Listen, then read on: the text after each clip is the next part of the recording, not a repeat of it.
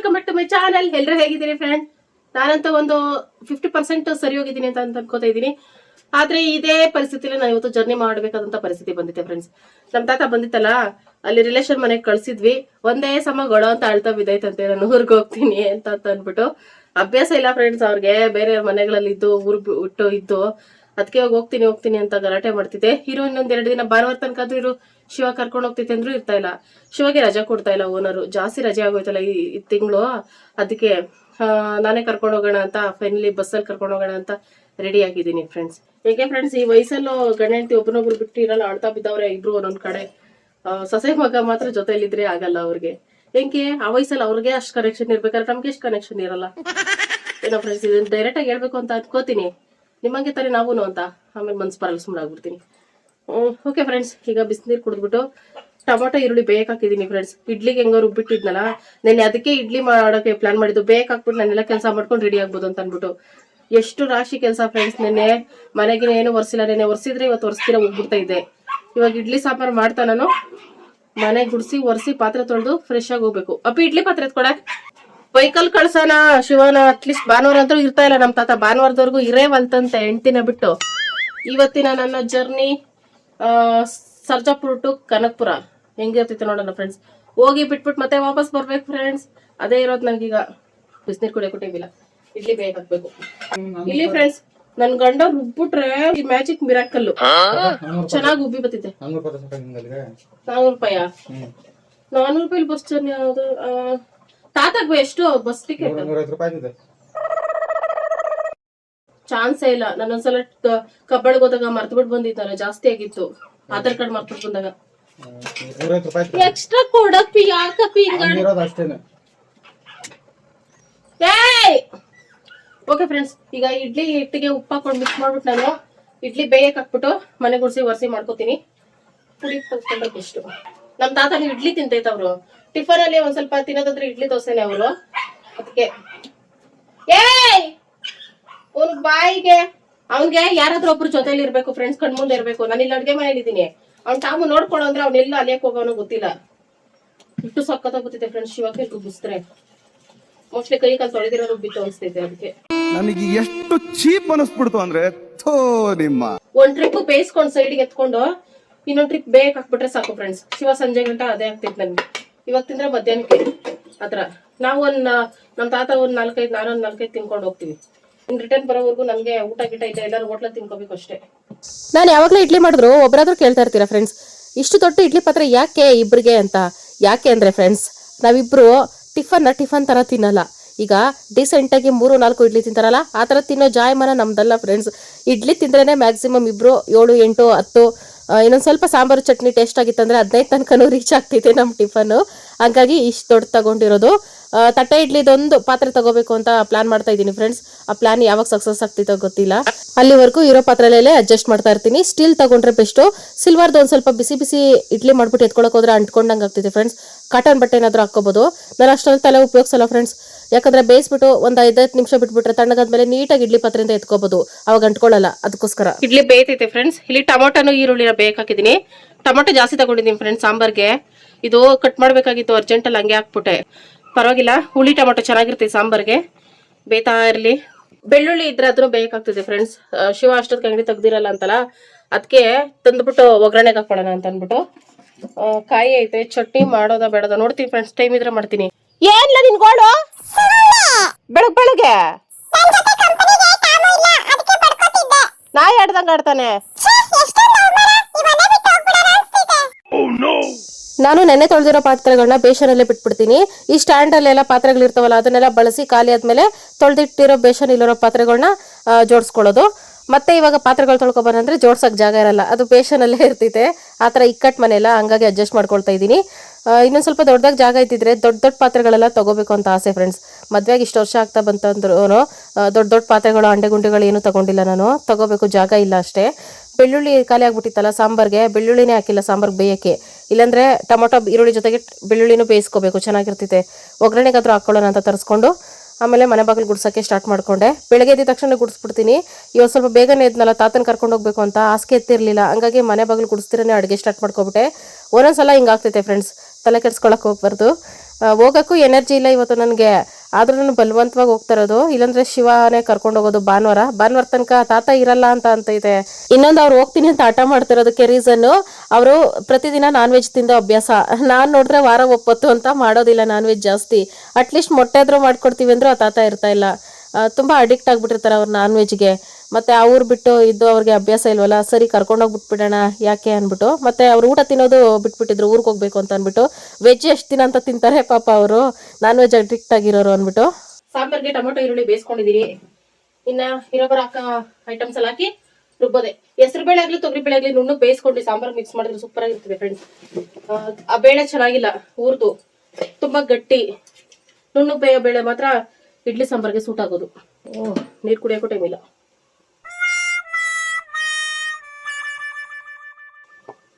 ನೀರ್ ಸಹ ಹಾಗಲಕಾಯಿ ಜ್ಯೂಸ್ ತರ ಕಹಿ ಫ್ರೆಂಡ್ಸ್. ನಮ್ ತಾತನು ನಮ್ಮಮ್ಮ ಗಂಡ ಹೆಂಡತಿ ಇಬ್ರು ಬಿಟ್ಟಿರಲ್ಲ ಎಲ್ಲರೂ. ಎಷ್ಟೇ ಜಗಳ ಆಡಿದ್ರು ಮುನ್ಸ್ಕೋತಾರೆ, ಒಂದಾಗ್ತಾರೆ, ಚೆನ್ನಾಗಿರ್ತಾರೆ, ಎಲ್ಲ ಆಗ್ತಿದೆ. ಇವ್ರು ಮಾತ್ರ ಜೊತೆಲಿ ಇರ್ಬೇಕು ಫ್ರೆಂಡ್ಸ್. ಆದ್ರೆ ಮಗ ಸೊಸೆ ಮಾತ್ರ ಜೊತೆಲಿದ್ರೆ ಆಗಲ್ಲ. ಅದ್ ಹೆಂಗ್ ಫ್ರೆಂಡ್ಸ್ ಲಾಜಿಕ್ ನಂಗೆ ಅರ್ಥ ಆಗ್ತಾ ಇಲ್ಲ. ಅವ್ರಿದ್ದಂಗಿರ್ತಾರೆ, ನಮಗೂ ಜೀವನ ಜನ್ಮ ಎಲ್ಲ. ಇವ್ರೊಬ್ರಿಗಲ್ಲ, ಕೆಲವು ಅತ್ತೆ ಹೋಗಿರ್ತಾರಲ್ಲ, ಮಗ ಸೊಸೆ ಇರಬಾರ್ದು, ದೂರ ಮಾಡಕ್ ಕಾಯ್ತಿರ್ತಾರೆ. ತುಂಬಾ ಜನ ಇರ್ತಾರೆ, ಮಗ ಸೊಸೆ ಚೆನ್ನಾಗಿರ್ಲಪ್ಪ ಅಂತ ಹೇಳೋರು ಇರ್ತಾರೆ, ಇಂಥವ್ರು ಇರ್ತಾರೆ. ಅದೇ ಹಂಗೆ ಅವ್ರ ಮಾತ್ರ ಜೊತೆಲಿ ಇರ್ಬೇಕು, ಮಗ ಸೊಸೆ ಜೊತೆಲಿ ಇರಬಾರ್ದು ಅಂತಂದ್ರೆ ಅದೇಂಗ್ ಫ್ರೆಂಡ್ಸ್? ಏನೋ ಗೊತ್ತಾಗ್ತಿಲ್ಲಪ್ಪ. ನಾವೇನ್ ಏಲಿಯನ್ಸಾ? ನಾವ್ ಇರ್ಬಾರ್ದು ಜೊತೆಲಿ ಅನ್ನಕ್ಕೆ? ರಾಕ್ಷಸಿರಾ ನಾವು ಸೊಸೆದಿರೋ? ಇದೆಲ್ಲ ಕ್ವಶನ್ ಅವ್ರನ್ನ ಡೈರೆಕ್ಟ್ ಆಗಿ ಕೇಳೋಣ ಅನ್ಸ್ತಿದೆ ನಮ್ ತಾತನ ನಮ್ಮಮ್ಮನ. ಇಟ್ಸ್ ಓಕೆ ಫ್ರೆಂಡ್ಸ್, ಏನ್ ಮಾಡಕ್ಕಾಗಲ್ಲ. ಅದು ಅವರ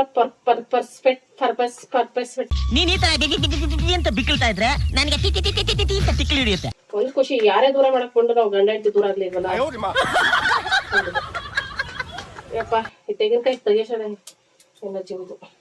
ಬೇಳೆ ಏನಾರು ಹಾಕಿದ್ರೆ ತೆಂಗಿನಕಾಯಿ ಸ್ಕಿಪ್ ಮಾಡ್ಬಿಡ್ತಾ ಇದ್ದೆ. ಬೇಳೆ ಇಲ್ಲಲ್ಲ, ಅದಕ್ಕೆ ತೆಂಗಿನಕಾಯಿ ರುಬ್ಕೋತೀನಿ ರುಚಿಯಾಗಿ ಮಾಡುವ ಸಾಂಬಾರು ಅಂತ. ಜೊತೆಗೆ ಒಂದ್ ಸ್ವಲ್ಪ ಚಟ್ನಿ ಮಾಡೋಣ ಅಂತ ಯೋಚನೆ ಮಾಡ್ತಾ ಇದೀನಿ. ಬೇಡ ಅನ್ಕೋತಿದೀನಿ, ಯೋಚನೆ ಮಾಡ್ತಿದ್ದೀನಿ, ಬೇಡ ಅನ್ಕೋತಿದೀನಿ, ಮಾಡೇ ಬಿಡ್ತೀನಿ. ಓಕೆ ಫ್ರೆಂಡ್ಸ್, ಇವತ್ತು ಫುಲ್ ಡೇ ಏನೆಲ್ಲ ಆಗುತ್ತದೆಲ್ಲ ಶೇರ್ ಮಾಡ್ಕೊಳ್ತೀನಿ. ಹೊಸದಾಗಿ ಯಾರೆಲ್ಲ ವಿಡಿಯೋ ನೋಡ್ತಿದ್ದೀರಾ, ವಿಡಿಯೋಗೆ ಲೈಕ್ ಮಾಡಿ, ಶೇರ್ ಮಾಡಿ, ಕಮೆಂಟ್ ಮಾಡಿ, ಸಬ್ಸ್ಕ್ರೈಬ್ ಮಾಡಿ, ಅಂತ ಕ್ಲಿಕ್ ಮಾಡಿ. ಈ ವಿಡಿಯೋ ಇಷ್ಟ ಆಯ್ತು ಅಂದ್ರೆ ಇನ್ನೊಂದು ವಿಡಿಯೋಸ್ ಎಲ್ಲ ನೋಡಿ ಸಪೋರ್ಟ್ ಮಾಡಿ. ಡೈಲಿ ವಿಡಿಯೋ ನೋಡಿ ಸಪೋರ್ಟ್ ಮಾಡ್ತಾರೆ ಎಲ್ಲರಿಗೂ. Thank you so much friends. ಇವತ್ತು ನನ್ನ ಪರಿಸ್ಥಿತಿ ಗಡ ಅನ್ಸ್ತಿದೆ. ಯಾಕಂದ್ರೆ ನಾರ್ಮಲ್ ಸ್ಟೇಜ್ ಅಲ್ಲಿ ನಾನು ಜರ್ನಿ ಮಾಡಿದ್ರೆ ಹುಷಾರ್ ತಪ್ಪಿಡ್ತೀನಿ. ಹುಷಾರ್ ತಪ್ಪಾಗ ಜರ್ನಿ ಮಾಡಿದ್ರೆ ನೆಕ್ಸ್ಟ್ ಲೆವೆಲ್. ಕಂಡಕ್ಟರ್ ಅಣ್ಣನ್ಗೆ, ಡ್ರೈವರ್ ಅಣ್ಣನ್ಗೆ ಹೇಳ್ಬಿಡ್ತೀನಿ, ನೀವ್ ಯಾವ ರೂಟಲ್ಲೆಲ್ಲ ಕರ್ಕೊಂಡೋಗ್ರಿ, ಮನೆ ಹತ್ರ ನನ್ನನ್ನು ಎತ್ತು ಮೂಟೆ ತರ ಬಿಸಾಕ್ಬಿಟ್ಟು ಹೋಗ್ತಾ ಇರ್ರಿ ಅಷ್ಟೇ. ಇದಕ್ ಮೇಲೆ ನಾನು ಅವ್ರಿಗೆ ಹೇಳಕ್ ಏನು ಇಷ್ಟಪಡಲ್ಲ. ಊರ್ಗ್ ಹೋಗೋ ತನಕ ನನ್ಗೆ ಏನು ಹುಷಾರ್ ತಪ್ಪೋದು ಅದು ಇದು ಜಾಸ್ತಿ ಸೀರಿಯಸ್ ಆಗೋದು, ಅದು ಬೆಳಗ್ಗೆ ಹೆಂಗ್ ಮಾತಾಡ್ತಿದ್ದೀನಿ, ಜಾಸ್ತಿ ಜ್ವರ ಈ ತರ ಏನು ಬರ್ಬಾರ್ದು ಫ್ರೆಂಡ್ಸ್. ನನಗೆ ನಮ್ ತಾತನ್ ಬಿಟ್ಟು ರಿಟರ್ನ್ ಬರ್ಬೇಕಾರೆ ಏನಾರ ಆಗ್ಲಿ ಫ್ರೆಂಡ್ಸ್, ನನ್ ತಲೆ ಕೆಡ್ಸ್ಕೊಳಲ್ಲ. ಇಲ್ಲಿ ಫ್ರೆಂಡ್ಸ್ ತೆಂಗಿನಕಾಯಿ ಒಂದ್ ಸ್ವಲ್ಪ ತಗೊಂಡಿದ್ದೀನಿ, ಯಾಕಂದ್ರೆ ಅರ್ಧ ಚಿಪ್ಪೆ ಇರೋದು, ಚಟ್ನಿ ರುಬ್ಕೊಳಕೋಬೇಕು, ಅದಕ್ಕೆ ಒಂದ್ ಸ್ವಲ್ಪ ತಗೊಂಡಿದ್ದೀನಿ. ಇಲ್ಲಿ ಕೊತ್ತಂಬರಿ, ಈ ಸಿಪ್ಪೆ ಎಲ್ಲ ಕುತ್ಕೊಳಕ್ ಟೈಮ್ ಇಲ್ಲ ಫ್ರೆಂಡ್ಸ್, ನಾನು ಹಂಗೆ ರುಬ್ಕೊಬಿಡ್ತೀನಿ. Sorry friends, very busy you know friends. ಇಲ್ಲಿ ಫ್ರೆಂಡ್ಸ್ ಜೀರಿಗೆ 1 ಸ್ಪೂನು, ಖಾರದ ಪುಡಿ 2 ಸ್ಪೂನ್ ಹಾಕೊಂಡಿದ್ದೀನಿ. ಇವಿಷ್ಟು ಸಾಂಬಾರ್ಗೆ ನುಣ್ಣಗೆ ರುಬ್ಕೋತೀನಿ. ಬೆಳ್ಳುಳ್ಳಿನೂ ಬೇಯಿಸಿ ಹಾಕೋಬೇಕು ಫ್ರೆಂಡ್ಸ್, ತರಂದೋದು ಲೇಟ್ ಆಯಿತು, ಹಂಗಾಗಿ ಇದನ್ನು ಒಗ್ಗರಣೆಗೆ ಹಾಕೊಬಿಡ್ತೀನಿ. ಈಗ ಇದನ್ನು ಕ್ಲೀನ್ ಪೇಸ್ಟ್ ಮಾಡ್ಕೊಬತ್ತೀನಿ. ಈ ತರ ನುಣ್ಣಗೆ ರುಬ್ಕೋಬೇಕು ಫ್ರೆಂಡ್ಸ್. ಇದನ್ನ ಒಗ್ಗರಣೆ ಮಾಡ್ಕೋಬೇಕು. ಈಗ ಸಾಂಬಾರ್ನ ಒಗ್ಗರಣೆ ಮಾಡ್ಕೊಳಕ್ಕೆ ಎಣ್ಣೆ ಒಂದ್ ಸ್ವಲ್ಪ ಹಾಕೊಂಡಿದ್ದೀನಿ. ಎಣ್ಣೆ ಒಳಗೆ ಅದು ಕಸ ಅಲ್ಲ ಫ್ರೆಂಡ್ಸ್, ಬಜ್ಜಿ ಕರೆದಿರೋದು ಒಂದ್ ಸ್ವಲ್ಪ ಪೀಸ್ ಬಿದ್ಬಿಟ್ಟಿತ್ತು, ಅದಕ್ಕೆ ಅದನ್ನೇನು ನೊಣ ಗಿಡ ಅಂತ ಅನ್ಕೋಬೇಡಿ ಫ್ರೆಂಡ್ಸ್. ಇದ್ರೂ ಏನು ತೊಂದರೆ ಇಲ್ಲ, ಚೈನೀಸ್ ಅವರು ಆವೇ ತಿಂತಾರೆ, ನಾವು ನೊಣ ತಿನ್ಬಾರ್ದ ಫ್ರೆಂಡ್ಸ್. ಸಾಸಿವೆ ಬೆಳ್ಳುಳ್ಳಿ ಹಾಕೊಂಡು ಒಗ್ಗರಣೆ ಮಾಡ್ಕೊಂಡು ಬೆಳ್ಳುಳ್ಳಿನ ಬೇಯಿಸಿ ಹಾಕೊಂಡ್ರೆ ಬೆಸ್ಟ್ ಫ್ರೆಂಡ್ಸ್, ಅದು ಇನ್ನೂ ಟೇಸ್ಟ್ ಇರ್ತೈತೆ ಸಾಂಬಾರಲ್ಲಿ. ಕರ್ಬೇವನು ಬ್ಯಾಡಗೆ ಮೆಣಸಿನ್ಕಾಯಿ ಹಾಕೊಂಡು, ಹಿಂಗು ಇದ್ರೆ ಹಾಕೋಬಹುದು, ಹಿಂಗು ಇಲ್ಲ ಅದಕ್ಕೆ ರುಬ್ಬಿಟ್ಕೊಂಡಿರೋ ಸಾಂಬಾರ್ನ ಹಾಕೊಂಡು ಒಂದು ಸ್ವಲ್ಪ ಗಟ್ಟಿನಲ್ಲ ತೆಳ್ಳನಲ್ಲ ಮೀಡಿಯಮ್ ಮಾಡ್ಕೋಬೇಕು. ರುಚಿಗೆ ತಕ್ಕಷ್ಟು ಉಪ್ಪು ಹಾಕ್ಬಿಟ್ಟು ಅದನ್ನ ಸೈಡಲ್ಲಿ ಕುದಿಯೋಕ್ಕಿಟ್ಟೆ. ಈಗ ಚಟ್ನಿ ಮಾಡ್ಕೊಳ್ಳೋಕೆ ಒಂದು ಸೌಟಲ್ಲಿ ಎಣ್ಣೆ ಬೆಳ್ಳುಳ್ಳಿ ಹಾಕೊಂಡು ಇದು ಸ್ವಲ್ಪ ಬಾಡಿಸ್ಕೊಂಡು ಆಮೇಲೆ ಒಣಮೆಣಸಿನಕಾಯಿ ಹಾಕೋತಾ ಇದ್ದೀನಿ. ಹಸಿಮೆಣಸಿನಕಾಯಿ ಬೇಕಾದ್ರೆ ಯೂಸ್ ಮಾಡ್ಬೋದು, ಇರೋದನ್ನ ಯೂಸ್ ಮಾಡ್ತೀನಿ. ಆಮೇಲೆ ಕರ್ಬೇವು ಕೊತ್ತಂಬರಿನ ಹಾಕಿ ಇದನ್ನ ನಾನು ಸ್ವಲ್ಪ ಬಾಡಿಸ್ಕೋಬೇಕು. ನನಗೆ ಚಟ್ನಿಗೆ ಜೀರಿಗೆ ಹಾಕಿದ್ರೆ ಇಷ್ಟ ಆಗಲ್ಲ ಫ್ರೆಂಡ್ಸ್, ಅದಕ್ಕೆ ಹಾಕೊಳ್ಳೋಲ್ಲ ನಾನು. ತೆಂಗಿನಕಾಯಿ ಹಾಕೊಂಡಿದ್ದೆ ಆಲ್ರೆಡಿ, ಒಗ್ಗರಣೆ ಮಾಡಿರೋ ಐಟಮ್ ಹಾಕೊಂಡು ಒಂದು ಸ್ವಲ್ಪ ಹುಣಸೆಹಣ್ಣು ಸ್ವಲ್ಪ ಉಪ್ಪು ಹಾಕೊಂಡು ಹಿಂಗೆ ಗಟ್ಟಿಯಾಗಿ ರುಬ್ಬಿಟ್ಕೊಂಡೆ. ಇದನ್ನು ಒಗ್ಗರಣೆ ಮಾಡ್ಕೊಳ್ಳಲ್ಲ. ಸಾಂಬಾರ್ಗೆ ಲಾಸ್ಟಲ್ಲಿ ಕೊತ್ತಂಬರಿ ಹಾಕೊಂಡೆ. ಈಗ ಹಾಟ್ ಬಾಕ್ಸ್ಗೆ ಇಡ್ಲಿ ಹಾಕೋತೀನಿ ಫ್ರೆಂಡ್ಸ್. ಇನ್ನೊಟ್ಟು ಬೇಯಿಸಕ್ ಹಾಕ್ಬೇಕಲ್ಲ ಚೆನ್ನಾಗಿ ಮಧ್ಯಾಹ್ನಕ್ಕೆ. ವಾವ್, ಇಲ್ಲಿ ಫ್ರೆಂಡ್ಸ್ ಸಾಫ್ಟ್ ಆಗಿ ಬಂದೈತೆ. ದಿಸ್ ಇಸ್ ಕಾಲ್ಡ್ ಮಲ್ಲಿಗೆ ಇಡ್ಲಿ ಫ್ರೆಂಡ್ಸ್. ಹೆಂಗಾರ ಮಾಡ್ಲಿ ಮಲ್ಲಿಗೆ ಅಂತ ಹೆಸರಿಟ್ಬಿಡೋದು ಅಷ್ಟೇ, ಮಲ್ಲಿಗೆ ಇಡ್ಲಿ. ಸಾರಿ ಫ್ರೆಂಡ್ಸ್, ನಾನ್ ಮಾಡಿರೋದಕ್ಕೆ ಮಲ್ಲಿಗೆ ಹೆಸರು ಯಾಕೆ ಇಡ್ಬೇಕು? ಮಧು ಇಡ್ಲಿ. ಚಿಚ್ಚಿ ಚೆನ್ನಾಗಿಲ್ಲ.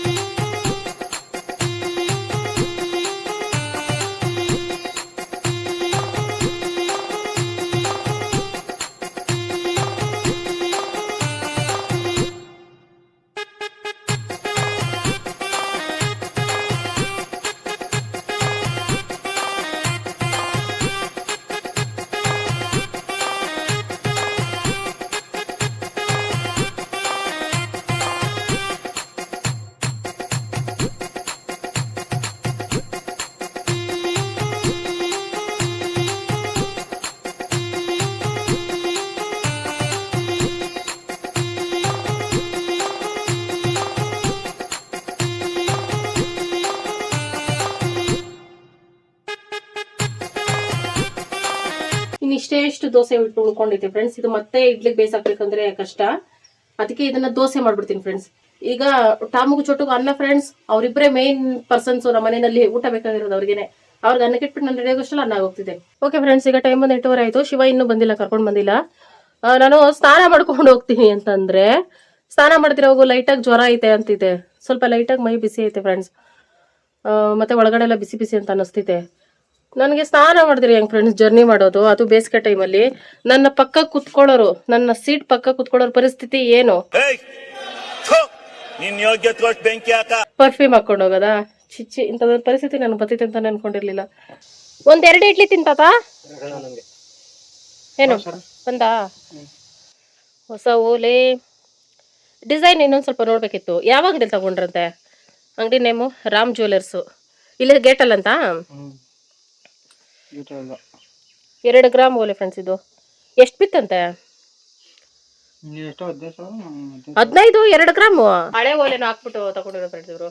ಹುಷಾರಾಗಿ ಎತ್ಕೊಂಡು ಕೊಟ್ಬಿಟ್ಟು ಬರ್ಬೇಕು. ಇಲ್ಲೇ ಇರೋ, ಸಾಯಂಕಾಲ ಬರ್ತೀನಿ, ಆಮೇಲೆ ಊಟ ಹಾಕ್ಬಿಡು.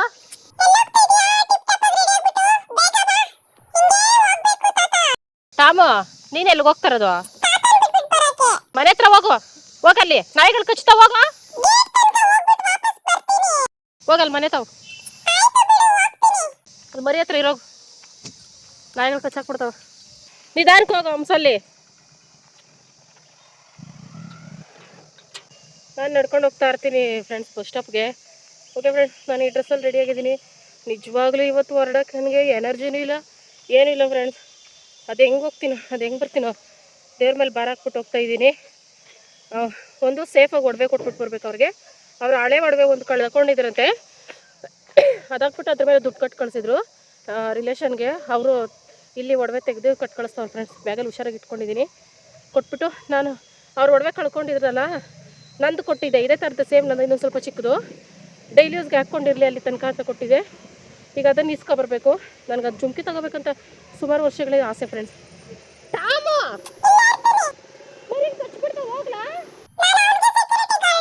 ಅಲ್ಲ ನಾಯಿ ಐತೆ ಫ್ರೆಂಡ್, ಕಚ್ಚಿಬಿಡ್ತಿದ್ದೆ, ಚೋಟನ್ ಕಚ್ಚದಂಗೆ. ಓಕೆ ಬನ್ನಿ ಫ್ರೆಂಡ್ಸ್, ನಮ್ಮ ಜರ್ನಿ ಹೆಂಗೆ ಹೋಗ್ತಿತ್ತು ನೋಡುವ. ಒಂದು ಸ್ವಲ್ಪ ದಿನ ಹಿಂದೆ ಬಸ್ ಸ್ಟಾಪ್ ತನಕ ಬರೋದು ಬಿಟ್ಬಿಟ್ಟಿದ್ದ ಫ್ರೆಂಡ್ಸ್. ಈಗ ಮತ್ತೆ ಬರ್ತಾವನೆ, ಏನು ಮಾಡೋದು ಇವ್ನು ಗೊತ್ತಾಗ್ತಾ ಇಲ್ಲ. ವಿಕ್ಸ್ ಚಾಕ್ಲೇಟ್ ತಗೊಬಿಡ್ತೀನಿ ಫ್ರೆಂಡ್ಸ್. ಬಸ್ಸಲ್ಲಿ ಏನೋ ಕೆಪ್ ಜಾಸ್ತಿ ಆದರೆ ಸ್ವಲ್ಪ ಮ್ಯಾನೇಜ್ ಆಗ್ತಿದೆ ಹೋಗ್ಬಿಟ್ಟು ಬರೋ ಗಂಟ ಅಂತ ಅಂದ್ಬಿಟ್ಟು.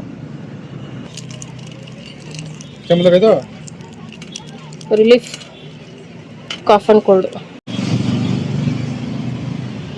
ನಿಮ್ಮಪ್ಪ ಊರಿಗೆ ಹೋಗ್ತೈತೆ ಅಂತ ಹತ್ತು ಅಪ್ಪಿ. ಬದುಕು ಪ್ರತಿ ಖಳಿಗೆ ಹಳಸಿನೆಲ್ಲ ಇಕ್ಕೋಬೇಡ ಬಸ್ ಸ್ಟಾಪ್ ಅಲ್ಲಿ. ಹೆಂಗಸರು ಮಾತ್ರ ಅಳ್ಬೇಕಾ? ನೀನು 1-2 ಕಣ್ಣೀರ್ ಹಾಕು.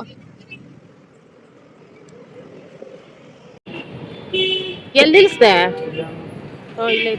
ಈಗ ಈ ಸ್ಟಾಪ್ ಇಂದ ಕನಕಪುರ್ಗೆ ಹೋಗ್ಬೇಕಂದ್ರೆ ಒಂದು ಮಾರ್ಕೆಟ್ ಇಂದಾನೇ ಹೋಗ್ಬೇಕು, ಇಲ್ಲ ಬನಶಂಕರಿಯಿಂದ ಹೋಗ್ಬೇಕು ಫ್ರೆಂಡ್ಸ್. ಬನಶಂಕರಿಗೆ ಅಂದ್ರೆ ಜಾಸ್ತಿ ಬಸ್ ಸಿಗಲ್ಲ, ಮಾರ್ಕೆಟ್ ಹೋಗ್ಬಿಟ್ರೆ ಬೆಸ್ಟ್ ಅಂತ ಅಂದ್ಬಿಟ್ಟು ಮಾರ್ಕೆಟ್ ಬಸ್ಗೋಸ್ಕರ ವೇಟ್ ಮಾಡ್ತಿದ್ವಿ.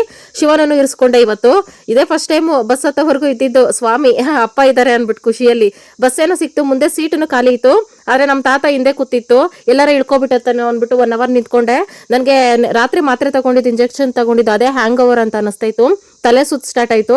ನಮ್ಮ ತಾತನಿಗೆ ಇಲ್ಲೇ ಕುತ್ಕೊಂಡು ನಾನು ಇಳಿಯತ್ತೆ ಹೇಳೋವರೆಗೂ ಅಂತ ಅಂದ್ಬಿಟ್ಟು ಕುಳಿಸ್ಬಿಟ್ಟು ಮುಂದೆ ಬಂದ್ಬಿಟ್ಟೆ. ಮುಂದೆ ಸೀಟ್ ಇತ್ತು. ಮತ್ತೆ ಸಿಟಿನಲ್ಲೆಲ್ಲ ಇದು ರೂಲ್ಸ್ ಐತಲ್ಲ ಫ್ರೆಂಡ್ಸ್, ಹಿಂದೆಗಡೆ ಗಂಡ್ಮಕ್ಳು ಕುತ್ಕೋಬೇಕು, ಮುಂದೆಗಡೆ ಹೆಣ್ಮಕ್ಳು ಮಾತ್ರ ಕುತ್ಕೋಬೇಕು ಅಂತ ಅಂದ್ಬಿಟ್ಟು ಮಾರ್ಕೆಟ್ಗೆ ರೀಚ್ ಆಗೋಷ್ಟರಲ್ಲಿ ನನಗೆ ಜೀವ ಹೆಂಗೆಂಗೋ ಆಗ್ಬಿಡ್ತು. ಅಲ್ಲಿ ಫುಲ್ಲು ಹೆವಿ ಜ್ವರ ಥರ ಸ್ಟಾರ್ಟ್ ಆಗ್ಬಿಡ್ತು. ಕಣ್ಣೆಲ್ಲ ಮೂಗೆಲ್ಲ ಹುರಿತೈತೆ, ಬಾಡಿ ಪೇನ್ ಸ್ಟಾರ್ಟ್ ಆಗ್ಬಿಡ್ತು. ಯಾಕಾದ್ರೂ ಬನ್ನಪ್ಪ ಅಂತ ಅನ್ಸ್ಬಿಡ್ತು. ಒಂದೇ ಸಮ ಕೆಮ್ಮು ಬೇರೆ, ಪಕ್ಕದಲ್ಲಿರೋಕೆ ಡಿಸ್ಟರ್ಬ್ ಆಗ್ತಿತ್ತು ಅಂದ್ಬಿಟ್ಟು ವಿಕ್ಸ್ ಚಾಕ್ಲೇಟು ಬಾಯಲ್ಲೇ ಇಟ್ಕೊಂಡಿದ್ದೆ ನಾನು. ಅದರಿಂದ ಒಂದು ಸ್ವಲ್ಪ ಮ್ಯಾನೇಜ್ ಆಯಿತು. ಜಾಸ್ತಿ ಕೆಮ್ಮಿದ್ದಾಗ ಜರ್ನಿ ಮಾಡಬೇಕು ಅಂದರೆ ವಿಕ್ಸ್ ಚಾಕ್ಲೇಟ್ ಬೆಸ್ಟು ಫ್ರೆಂಡ್ಸ್. ಆಮೇಲೆ ಫೈನಲಿ ಮಾರ್ಕೆಟ್ ಹತ್ರ ಬಂದಮೇಲೆ ನಮ್ಮ ತಾತನ ಇಳಿಸ್ಕೊಂಡು ಇಲ್ಲಿಂದ ಕನಕಪುರ್ಗೆ ಡೈರೆಕ್ಟ್ ಸಿಗ್ತೈತೆ ಫ್ರೆಂಡ್ಸ್. ಮಾರ್ಕೆಟ್ಗೆ ಬಂದಮೇಲೆ ಕೇಳಿದೆ ನಮ್ಮ ತಾತನ, ಜ್ಯೂಸು, ಚಿಪ್ಸು, ನೀರು ಬಾಟ್ಲು ಏನಾರ ತರಲ್ಲ ಅಂತ. ಏನು ಬೇಡ, ಹೊರಗಡೆ ಇದು ಊರ್ ನೀರು ಚೇಂಜ್ ಆಗೈತಲ್ಲ ಫ್ರೆಂಡ್ಸ್, ಅದಕ್ಕೆ ಕೋಲ್ಡ್ ಆಗ್ಬಿಟ್ಟೈತೆ, ಜ್ಯೂಸ್ ಎಲ್ಲ ಕುಡಿದ್ರೆ ಮತ್ತೆ ಸ್ಟಾರ್ಟ್ ಆಗ್ತಿದೆ ಕೋಲ್ಡು ಅಂತ ಅದಕ್ಕೆ ಬಸ್ ಹತ್ತಿಸ್ದೆ. ಕನಕಪುರದ ಹತ್ರ ಹೋದ್ಮೇಲೆ ಏನಾರ ಕೊಡಿಸ್ಬೋದು ಅಂತ. ಮತ್ತೆ ತಾತನಿಗೆ ಹೋಗಿ ಮಲಗ್ಬಿಟ್ರೆ ಕಷ್ಟ ಅಂತ ಅಂದ್ಬಿಟ್ಟು ಕನಕಪುರ ಬಸ್ ಮಾತ್ರ ಇಲ್ಲಿ ಇರ್ತಾವೆ ಫ್ರೆಂಡ್ಸ್. ಸೀಟ್ಗಳು ಆರಾಮಾಗಿ ಸಿಗ್ತಿದೆ. ಅದಕ್ಕೆ ಮುಂದೆ ಬಂದು ತಾತನ ಕಿಟಕಿ ಪಕ್ಕ ನಾನು ಕಿಟಕಿ ಪಕ್ಕ ಕೂತ್ಕೊಂಡೆ. ಯಾಕಂದ್ರೆ ಇಬ್ಬರಿಗೂ ಕಿಟಕಿ ಸಿಟ್ಬೇಕು. ಇನ್ನು 1.5 ಅವರ್ ಜರ್ನಿ, ವಾಮಿಟ್ ಬರೋ ಥರ ಏನಾದರೂ ಆಗ್ಬಿಡ್ತೈತೆ ಅಂತ ಅಂದ್ಬಿಟ್ಟು ನನಗಂತೂ ಕಿಟಕಿ ಪಕ್ಕ ಸೀಟ್ ಬೇಕೇ ಬೇಕು ಎಲ್ಲೇ ಹೋದ್ರೂ, ಇಲ್ಲಾಂದ್ರೆ ತಲೆ ಸುತ್ತ ಬರ್ತದ್ದು, ವಾಮಿಟ್ ಬರೋದು ಆಗ್ಬಿಡ್ತೈತೆ.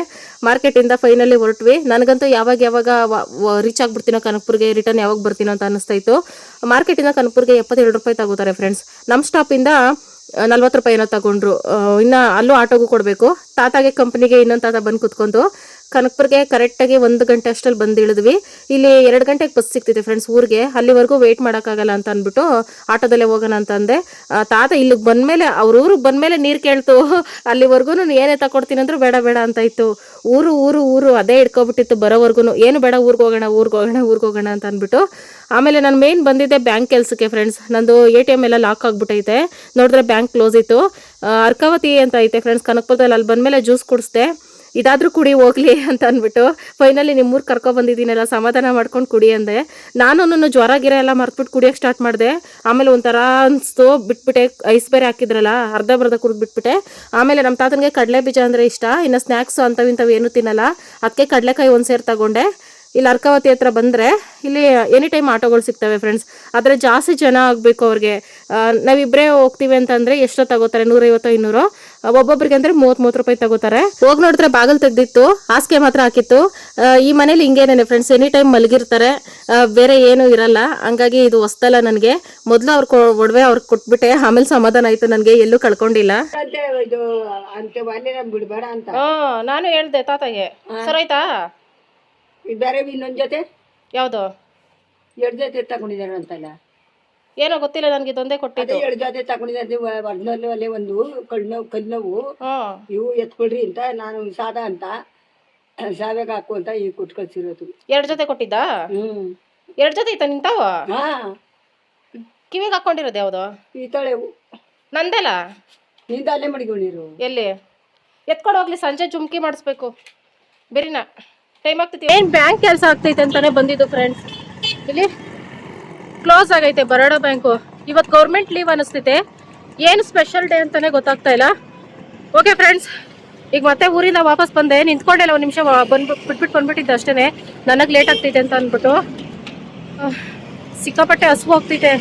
ಊಟ ಮಾಡ್ತಾ ಕೂತ್ಕೊಂಡ್ರೆ ತುಂಬ ಟೈಮ್ ಆಗ್ಬಿಡ್ತೈತೆ ಅಂದ್ಬಿಟ್ಟು ಒಂದು ಕೋಲ್ಡ್ ವಾಟರ್ ಬಿಟ್ಲು ಒಂದು ಚಿಪ್ಸ್ ತಗೊಂಡಿದ್ದೀನಿ ಫ್ರೆಂಡ್ಸ್. ಕೋಲ್ಡ್ ನೀರು ಕುಡಿಬಾರ್ದು ಈಗ ಇರೋ ಲೆಕ್ಕ. ವಾರ್ಮ್ ವಾಟರ್ ಎಷ್ಟು ಕುಡಿದ್ರೂ ಕುಡ್ದಂಗೆ ಅನಿಸ್ತಾ ಇಲ್ಲ. ಆಗಿದ್ದಾಗಲಿ ಅಂತ ತಗೊಂಡಿದ್ದೀನಿ. ನಾನು ಮನೆಗೆ ಹೋದೆ, ಅಡುಗೆ ಮಾಡಿರ್ತಾರೆ, ಹೊಟ್ಟೆ ತುಂಬ ತಿನ್ಬಿಡೋಣ ಅಂತ ನೋಡಿದ್ರೆ ಅವ್ರು ಹೋಟ್ಲಲ್ಲಿ ತಂದು ತಿಂತಾರೆ ಡೈಲಿನೂ. ಯಾವಾಗಲೂ ಅಪರೂಪಕ್ಕೆ ಅಷ್ಟೇ ಮನೇಲಿ ಅಡುಗೆ ಮಾಡೋದು. ಛೇ ಅಂತ ಅನಿಸ್ತು. ಯಾಕಂದ್ರೆ ನನ್ನ ಹತ್ರನೂ ದುಡ್ಡು ಖಾಲಿ ಆಗ್ಬಿಟ್ಟಿತ್ತು, ಕಡಿಮೆ ತಂದಿದ್ದೆ. ಎಷ್ಟೊತ್ತು ವೆಯ್ಟ್ ಮಾಡಿದ್ರು ಮಾರ್ಕೆಟ್ ಬಸ್ ಸಿಗ್ತಾ ಇಲ್ಲ ಫ್ರೆಂಡ್ಸ್. ಅದಕ್ಕೆ ಬನಶಂಕರಿ ಬಸ್ ಇತ್ತು, ಇದನ್ನೇ ಹತ್ಕೊಂಡಿದ್ದೀನಿ. ಆಮೇಲೆ ಅಲ್ಲಿಂದ ಮಾರ್ಕೆಟ್ಗೆ ಹೋಗ್ಬೋದು ಅಂತ ಅಂದ್ಬಿಟ್ಟು. ನನಗೆ ಮನೇಲಿದ್ದಾಗೆ ಊಟ ತಪ್ಪಿಸಿದ್ರೆ ತಲೆ ಸುತ್ತು ಅದು ಇದು ಬರ್ತಿತ್ತು. ಇನ್ನು ಜರ್ನಿ ಮಾಡ್ಬೇಕಾದ್ರೆ ಕೇಳ್ಬೇಕಾ, ತಡ್ಕೊಳಕ್ಕೆ ಆಗ್ತಾ ಇರಲಿಲ್ಲ. ಇದು ಕುರ್ಕುರೆ ತಗೊಂಡೆ. ಬಾಯಿ ಕಹಿ ಇರೋದಕ್ಕೂ ಅದಕ್ಕೂ ಹುಳಿಯಾಗಿ ತಿನ್ನೋಕೆ ಚೆನ್ನಾಗಿತ್ತು. ಮತ್ತು ಊರಿಂದ ಬರಬೇಕಾದ್ರೆ ನನಗೆ ಬೇಜಾರಾಗ್ಬಿಡ್ತು ಫ್ರೆಂಡ್ಸ್ ಸಿಕ್ಕಾಪಟ್ಟೆ. ನನ್ನ ಮಧ್ಯದಲ್ಲಿ ನಮ್ಮ ಅಮ್ಮನ ನಂದು ಒಡವೆ ಕೊಡು ಜುಮ್ಕಿ ತಗೋಬೇಕು ಅಂತ ಕೇಳಿದ್ನಲ್ಲ, ಹಂಗೆ ಕೇಳಿದ ತಕ್ಷಣ ಮಾರ್ಬಿಟ್ಟೆ ಅಂತ ಹೇಳಿದ್ರು. ಎಷ್ಟು ಬೇಜಾರಾಗೋಯ್ತು. ಅವರು ಬರೀ ಕಿವಿನಲ್ಲಿ ಇದ್ದಾರೆ, ಅವ್ರು ತಗೊಳ್ಳೋವರೆಗೂ ನಂದು ಹಾಕ್ಕೊಂಡಿರ್ಲಿ ಅಂದ್ಬಿಟ್ಟು ಒಂದು 6 ತಿಂಗಳಿಂದ ಅಷ್ಟೇ ಅವ್ರಿಗೆ ತಗೊಂಡೋಗಿ ಕೊಟ್ಟಿದ್ದೆ. ಹಾಕ್ಕೊಂಡಿರು, ನೀನು ತಗೊಂಡ್ಮೇಲೆ ನನಗೆ ಕೊಡುವಂತೆ, ಬರೀ ಕಿವಿನಲ್ಲಿ ಇರಬೇಡ ಅಂತ ಅಂದ್ಬಿಟ್ಟು. ನೋಡಿದ್ರೆ ನನಗೆ ಗೊತ್ತಿಲ್ದಿರ ನನ್ನ ಒಡವೆ ಮಾರ್ಬಿಟ್ಟವ್ರೆ. ಎಷ್ಟು ಬೇಜಾರಾಯಿತು ನನಗೆ. ಇದು ಮೊದಲನೇ ಸಲ ಅಲ್ಲ, 4ನೇ ಸಲ. ಮೊದಲನೇ ಸಲ ಅಂದ್ರು ಇದೇ ಥರ ಒಂದು ಜೊತೆ ಓಲೆ ಕೊಟ್ಟಿದ್ದೆ, ಅದನ್ನು ಮಾರ್ಕೊಬಿಟ್ಟಿದ್ರು. ಜೊತೆಗೆ 2 ತಾಳಿ ಇತ್ತು ನಂದು. ತಾಳಿ ಕತ್ತಲಿರೋ ತಾಳಿ ಸಹ ಜಗಳದಲ್ಲಿ ಕಿತ್ಕೊಂಡು ಮಾರ್ಕೊಂಡಿದ್ರು. ಆ ಥರ ಜನ ಅವರು. ಮತ್ತೆ ನಾನು ಯಾವ ಮಾರಿ ಕೊಟ್ಟಿದ್ದು ನಂದೇ ತಪ್ಪು. ಶಿವ ಸಾರಿ ಹೇಳ್ತಾ ಇತ್ತು, ಕೊಡಬೇಡ ಅವ್ರಿಗೆ, ಅವ್ರ ಬುದ್ಧಿ ನೋಡಿ ಮತ್ತೆ ಕೊಡ್ತಾ ಇದೆಯಾ ಅಂತ. ನನಗೆ ಗೊತ್ತಿಲ್ಲ, ಒಂಥರ ಸ್ವಲ್ಪ ಅಯ್ಯೋ ಅನಿಸ್ತಾ ಇತ್ತು. ಬರೀ ಕಿವಿನಲ್ಲಿ ಇದಾರಲ್ಲ, ಮೊದ್ಲಿದ್ದಂಗಿರಲ್ಲ, ಈಗ ಬದಲಾಗಿರ್ತಾರೆ ಅಂತ. ಮತ್ತೆ ಮಾರೋ ಅವಶ್ಯಕತೆನೂ ಇಲ್ಲ. ಅವ್ರಿಗೆ ಬಡ್ಡಿ ದುಡ್ಡು ಬರುತ್ತೆ, ಬಡ್ಡಿಗೆ ಬಿಟ್ಟಿದ್ದಾರೆ ದುಡ್ಡು. ಮತ್ತೆ ಒಂದು 15 ದಿನದಿಂದ ಹಿಂದೆ ಅಷ್ಟೇ ನಮ್ಮ ಅಮ್ಮನಿಗೆ ಅವ್ರ ತವ್ರ ಮನೆ ಕಡೆಯಿಂದ ಜಮೀನು ದುಡ್ಡು ಬಂತು. ಅವೆರಡೂ ದುಡ್ಡು ಐತೆ ಅವ್ರ ಹತ್ರ, ತಗೋಬೋದಿತ್ತಲ್ಲ ಅವ್ರದೇ ದುಡ್ಡಲ್ಲಿ. ನಾನೇನೋ ಅಷ್ಟೋ ಉಳಿಸ್ಕೊಂಡಿರೋ ಒಡವೆನ ಯಾಕೆ ಮಾರಕ್ಕೆ ಹೋದ್ರು. ತುಂಬ ಹರ್ಟ್ ಆಗೋಯ್ತು. ಯಾಕೆ ಹಿಂಗೆ ಮಾಡ್ತಾರೆ, ಪದೇ ನಂಬಿಸಿ ಮೋಸ ಮಾಡ್ತಾರಲ್ಲ, ಇನ್ಮೇಲೆ ನಂಬಾರ್ದು ಅಂತ ಅನ್ನಿಸ್ತು. ಇದೇ ಅಲ್ಲ, ಮತ್ತೆ ಇತ್ತೀಚೆಗೆ ತುಂಬ ಕಿರಿಕಿರಿ ಅನ್ನಿಸ್ತೈತೆ. ರಿಲೇಷನ್ಸ್ ಯಾರಾದರೂ ಬಂದರೆ ಅವ್ರ ಮುಂದೆ ಅವಮಾನ ಮಾಡೋದು ಅವಶ್ಯಕತೆನೇ ಇಲ್ಲ. ಯಾಕಂದರೆ ಅವ್ರದ್ದು ಅಂತ ನನ್ನ ಹತ್ರ ಏನೂ ಇಲ್ಲ. ಮನೆಯಿಂದ ಆಚೆ ಹಾಕಿದ್ಮೇಲೂ ಅವ್ರ ಮೇಲೆ ಛಲಕ್ಕೋಸ್ಕರ ನಾನು ಮನೆ ಕಟ್ಕೊಂಡು ನಾನು ಆರಾಮಾಗಿದ್ದೀನಿ. ಒಂಥರ ಆಳ್ಸೋ ಥರ ಮಾತಾಡೋದು, ಈ ಥರ ಎಲ್ಲ ಮಾತಾಡ್ತಿದ್ರು. ಮೋಸ್ಟ್ಲಿ ನಾನು ವೀಡಿಯೋದಲ್ಲಿ ಅವ್ರನ್ನ ಒಳ್ಳೆ ಥರನೇ ತೋರಿಸ್ತಿದ್ದೀನಿ. ನಾವೇನೇ ಮಾಡಿದ್ರು ಇವಳು ಕೆಟ್ಟದಾಗಿ ನಮ್ಮ ಬುದ್ಧಿನ ತೋರಿಸಲ್ಲ ಅಂದ್ಬಿಟ್ಟು ಈ ಥರ ಮಾಡ್ತಿದ್ದಾರೆ ಅಂತ ನನಗೆ ಅರ್ಥ ಆಯಿತು. ಮತ್ತೆ ಅವ್ರನ್ನ ಯಾವತ್ತೂ ವಿಡಿಯೋದಲ್ಲಿ ತೋರಿಸ್ಬಾರ್ದು ಅಂತ ಅನ್ಕೊಂಡಿದೀನಿ. ಈಗ 6 ತಿಂಗಳಿಂದಂತೂ ತುಂಬಾನೇ ಹಿಂಸೆ ಆಗ್ತೈತೆ ನನಗೆ. ಊರಿಂದ ಬರೋಕ್ಕೂ ಕಾರಣನೂ ಶಿವ ಮೇಲೆ ಮರ್ಡರ್ ಅಟೆಂಪ್ಟ್ ಮಾಡಿದ್ರು ಅವ್ರ ಫ್ಯಾಮಿಲಿ ಅವರೆಲ್ಲ ಸೇರ್ಕೊಂಡು. ಶಿವ ಊರಿಂದ ಕರ್ಕೊಬರ್ಬೇಕಾದ್ರೆ ತಲೆಯಲ್ಲಿ ಕೈಯಲ್ಲೆಲ್ಲ ಬ್ಯಾಂಡೇಜ್ ಇತ್ತು, ಆ ಸ್ಥಿತಿನಲ್ಲಿ ಕರ್ಕೊಬಂದಿದ್ದು ನಾನು. ಅಲ್ಲಿಂದ ಇಲ್ಲಿವರೆಗೂ ಬರೋಕೆ ಎಷ್ಟು ಕಷ್ಟ ಐತೆ ಅಂತ ನಮ್ಗೆ ಗೊತ್ತು. ಸತ್ತಿದೀವ ಬದುಕಿದೀವ ಅಂತಾನು ಬಂದು ನೋಡ್ಲಿಲ್ಲ. ಈಗ ನಾವು ಚೆನ್ನಾಗಿದ್ದೀವಿ ಒಂದು ಸ್ವಲ್ಪ ಅಂತ ಅಂದ್ಬಿಟ್ಟು ಹತ್ರ ಬಂದ್ರು ಅವ್ರಾಗ ಅವರೇನೇನೆ. ಇನ್ನೇನೆಲ್ಲ ಮರ್ತ್ಬಿಟ್ಟು ಚೆನ್ನಾಗಿರೋಣ ಅನ್ನೋ ಟೈಮ್ಗೆ ಮತ್ತೆ ಕಿರಿಕ್ ತೆಗೆದು ಮತ್ತೆ ಜಗಳ ಕಿತಾಪತಿ ಆಗ್ತಾನೆ ಇದೆ. ಎಲ್ಲರ ಮನೇಲೂ ಮಗ ಸೊಸೆ ಎಲ್ಲ ಚೆನ್ನಾಗಿರ್ಲಿ ಅಂದ್ರೆ ಇಲ್ಲಿ ಉಲ್ಟಾನೇನೆ 3 ಜನ ಸೊಸೆದಿರ್ಗೂ ಇದೇ ತರ ಪ್ರಾಬ್ಲಮ್ಮೆ. ನಮ್ಮ ಮನೇಲಿ ಯಾಕೆ ಹೆಣ್ಮಕ್ಳು ಇಲ್ಲ ಅಂದ್ರೆ ಇದೇ ತರನೇ ಪ್ರಾಬ್ಲಮ್ಮು. ಅದಕ್ಕೆ ಅವರಿಬ್ರು ಇಲ್ಲ, ನಾನೂ ಇಲ್ಲ. ಜೀವನ ಮಾಡೋಕ್ಕೂ ಅಲ್ಲಿ ತುಂಬಾ ಕಷ್ಟ. ಏನಾದ್ರೂ ಒಂದು ಕಾರಣ ಇರಬೇಕು ಅವ್ರು ನಮ್ಗೆ ಕೆಟ್ಟದ್ ಮಾಡೋಕ್ಕೂ. ಕಾರಣ ಇಲ್ದಿರನೇ ಯಾಕೆ ಹಿಂಗ್ ಮಾಡ್ತಾರೋ ಗೊತ್ತಿಲ್ಲ. ಮತ್ತೆ ಹೇಳ್ಕೆ ಮಾತು ಕೇಳೋದು ಜಾಸ್ತಿ. ನನಗಾಗದೇ ಇರೋರಂತೂ ತುಂಬಾ ಜನ ಇದ್ದಾರೆ. ಅವ್ರ ಮಾತು ಕೇಳ್ಕೊಂಡು ನನಗೆ ಹಿಂಸೆ ಕೊಡ್ತಾರೆ. ಇವ್ರಿಗೇನಾದ್ರೂ ಹೆಚ್ಚು ಕಡಿಮೆ ಆದರೆ ವಯಸ್ಸಾದ ಕಾಲದಲ್ಲಿ ನೋಡ್ಕೋಬೇಕು ಅಂತಂದ್ರೆ ನೋಡ್ತೀನಿ, ಅವರೇ ಬರ್ತಾರಾ, ಹೇಳ್ಕೊಟ್ಟಿರೋರೇ ಬರ್ತಾರಾ ನೋಡ್ತೀನಿ. ಆ ದಿನ ನಾನು ಮಾತಾಡ್ತೀನಿ, ನನಗೂ ಟೈಮ್ ಬರ್ತಿದೆ. ತಾಳ್ಮೆಯಿಂದ ಕಾಯ್ತಾ ಇದ್ದೀನಿ, ನನಗೂ ಟೈಮ್ ಬರ್ತೈತೆ ಅಂತ ಅಂದ್ಬಿಟ್ಟು. ಈಗ 8 ವರ್ಷ ಅವ್ರಿಗೂ ನಮಗೂ ಕಾಂಟ್ಯಾಕ್ಟೇ ಇರಲಿಲ್ಲ. ನಾವು ಬದುಕಿದೀವ ಸತ್ತಿದೀವ ಅಂತ ಅವರು ನೋಡ್ತಾ ಇರಲಿಲ್ಲ, ನಾವು ಹೋಗಿ ನೋಡ್ತಾ ಇರಲಿಲ್ಲ. ಆಗ ಹೆಂಗಿದ್ವೋ ಇನ್ಮೇಲೆ ಹಂಗೆ ಇದ್ಬಿಡ್ತೀನಿ. ಯೂಟ್ಯೂಬ್ ಸ್ಟಾರ್ಟ್ ಆದಮೇಲೆ ಅವರೇ ಹತ್ರ ಬಂದಿದ್ದು ಚೆನ್ನಾಗಿ ಮಾತಾಡ್ಸೋತಾರೆ. ಆದರೆ ಆ್ಯಕ್ಟ್ ಮಾಡ್ತಾವ್ರೆ ಅಂತ ನನಗೆ ಅರ್ಥ ಆಗೋಕ್ಕೆ ತುಂಬ ಲೇಟ್ ಆಯಿತು, ಅರ್ಥ ಮಾಡ್ಕೊಳ್ಳೋಕ್ಕೆ. ನೀನು ಅವ್ನು ನೋಡ್ಕೊ ಅಂದ್ರೆ ನೀನು ಗೇಟ್ ಹತ್ರ ಸುತ್ತಾಡ್ತಾ ಇದೀಯಾ?